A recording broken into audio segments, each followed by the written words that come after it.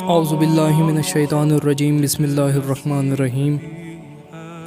جب دربار ولید میں امام مظلوم کربلا تشریف لے کر گئے تو باقی جوانان بنی ہاشم کو باہر داخل دروازے پر کھڑا کر گئے تھے۔ اس موقع پر جس وقت مروان نے غلط اشارہ کیا تو امام پاک علیہ السلام نے جواباً اس کے ساتھ قدر بلند اور سخت انداز میں کلام فرمایا، تو جو ہاشمی جوان دربار کا دروازہ توڑ کر اندر داخل ہوئے تھے ان میں جناب غازی عباس علمدار علیہ السلام کی دائیں طرف جناب مسلم بن عقیل علیہ السلام عین امیر المومنین علیہ السلام بن کر سامنے آئے تھے، اور جس وقت ان خیبر شکن جوانوں نے مل کر نعرہ تکبیر بلند کیا تھا تو ان کے نعرے کی گونج سے قصر دارالامارہ کی دیواریں لرز اٹھی تھی۔ مکہ کے واقعات میں ہے کہ امام حسین علیہ السلام نے اپنی مسافر بہن صلوات اللہ علیہ سے ایک مشورہ کرتے ہوئے فرمایا تھا کہ ہمارے مقصد کی تکمیل مظلومیت کے ساتھ جڑی ہوئی ہے، لیکن ہمارے ساتھ 4 اسد اللہ خیبر شکن ہیں اور ان کو عالم جلال میں روکنا ناممکن ہوگا۔ آپ اس سلسلے میں کچھ مشورہ دیں۔ مخدومہ کونین صلوات اللہ علیہ نے جواب دیا تھا، میرے بھائی آپ گھبرائیں نہیں، بس انہیں تقسیم کر دیں۔ بھائی محمد حنفیہ علیہ السلام کو واپس مدینہ بھیج دیں، بھائی مسلم بن عقیل کو کوفہ بھیج دیں، اپنے غیور بیٹی جناب سید الساجدین علیہ السلام کی ذمہ داری آپ لے لیں، اور اپنے قدر شناس بھائی عباس علیہ السلام کی ضمانت ہم دیتے ہیں کہ وہ چپ کر کے زین چھوڑ دیں گے مگر تلوار نہیں اٹھائیں گے۔ اس مشورے کے تحت امام کائنات علیہ السلام نے جناب مسلم بن عقیل علیہ السلام کو کوفے بھیجنے کا فیصلہ کیا۔ جب کوفیوں کی جانب سے خطوط کی تعداد بڑھنے لگی تو امام مظلوم علیہ السلام نے فیصلہ کیا کہ جناب مسلم بن عقیل علیہ السلام کو سفیر بنا کر کوفے کی جانب بھیجا جائے۔ کوفیوں کے خطوط میں مضمون کیا تھے اس موقع پر ان کی تفصیل عرض نہیں کروں گا، صرف اتنا بتانا چاہتا ہوں کہ ان سب میں امام حسین علیہ السلام کو کوفہ آنے کی دعوت دی گئی تھی، اور کچھ اس انداز میں دعوت دی گئی تھی کہ اگر آپ کوفہ تشریف نہ لائے تو ہم فاسق و فاجر کی بیعت قبول کر لیں گے اور اپنی جملہ گمراہیوں کا ذمہ دار آپ کے نانا صلی اللہ علیہ وآلہ وسلم کے سامنے صرف اور صرف آپ کو ٹھہرائیں گے، ورنہ ہر صورت میں تشریف لے آئیں اور ہمیں گمراہ ہونے سے بچائیں۔ امام حسین علیہ السلام نے اپنے اصحاب اور پاک گھر کے افراد کی طرف نگاہ کی اور فرمایا کہ ان خطوط میں اہل کوفہ نے ہم پر حجت تمام کر دی ہے۔ امام علیہ السلام نے فرمایا کہ اب ہم پر بھی واجب ہو گیا ہے کہ ہم بھی اتمام حجت کریں، اب ہمیں بھی میرے چچا زاد بھائی مسلم بن عقیل علیہ السلام کو ان خطوط کا جواب لے کر کوفہ بھیجنا ہوگا۔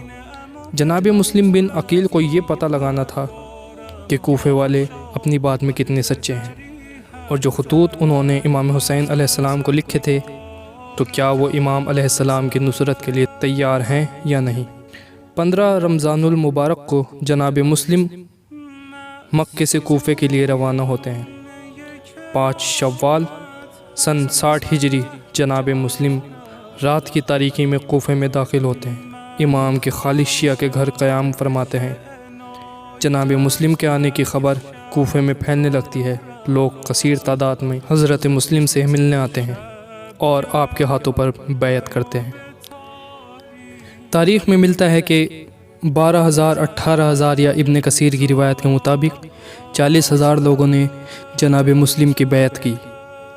11 ذی القعدہ سن 60 ہجری 40 دن تک حالات کا جائزہ لینے کے بعد جناب مسلم امام حسین علیہ السلام کو خط لکھتے ہیں، جو میں لکھ رہا ہوں وہ حقیقت ہے۔ کوفے کے زیادہ تر لوگ آپ کی نصرت کے لیے آمادہ ہیں، آپ فوراً کوفے تشریف لے آئیے۔ ابن زیاد 500 اہل بصرہ کے ساتھ لباس بدل کر اور اپنے چہرے کو ڈھانپ کر کوفے کے اندر داخل ہوتا ہے۔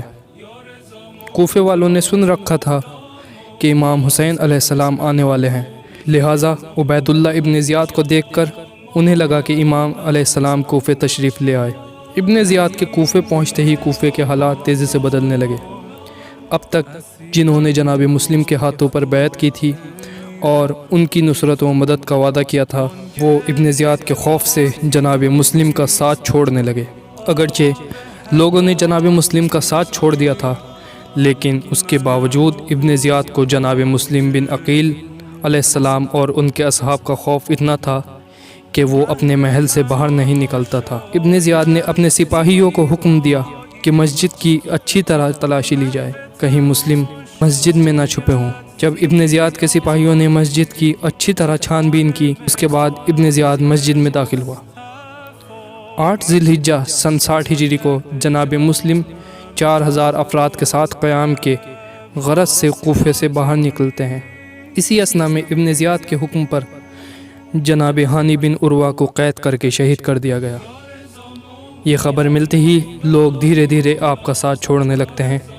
دوسری طرف ابن زیاد اعلان کراتا ہے کہ جو بھی جناب مسلم کی خبر دے گا اسے بڑا انعام دیا جائے گا۔